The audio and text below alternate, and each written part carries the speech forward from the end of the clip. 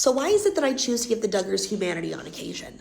Well, honestly, there's a number of reasons for that, and I'm not going to deal with numbering them off. We're just going to let this roll off my tongue.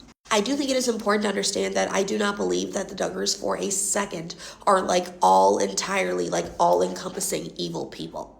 I do believe that some things they do are genuinely 100% good intended, and there's a lot of people out there who have been following them over the years. I fall into this category sometimes, I'll entirely admit it, I'll own up to my shit, that read a little too much into what they say or what they do.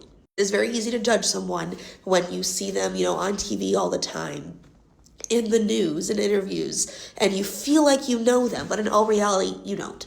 Now, from what we have seen from the Duggars on TV, we all know that Jim Bob Duggar, specifically, how do I want to word this kindly, is not the most eloquent speaker. He's not exactly the greatest at getting certain points across, at, conveying emotions in particular very clearly.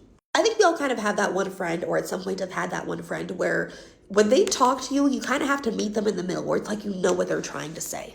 They're just not good at finding the exact words. Now, when this one is not an excuse, it's more of an understanding, because when you're trying to comfort someone, they should be the goal, not you. But there are some people who do not know how to comfort people outside of what they understand and how they view the world. So to Jim Bob, what he said may have been very comforting in his own mind. But here's the big part on why I try to find places and reasons to give humanity to the Duggars or other Christian fundamentalists when applicable. When you're a part of a cult, when you were brought in as a victim. You may not have realized it yet, but you were being controlled and you were being manipulated and victimized. Now, you can go on in that cult to then perpetuate that same, abuse and manipulation and all that stuff. But at the end of the day, you were still a victim of that whole situation. When you are a part of a cult, you are a victim to the system. You are a pawn. And part of what happens in these high control groups is people try to take away your freedoms. They try to take away your individuality. They take away what makes you you. They take away your humanity.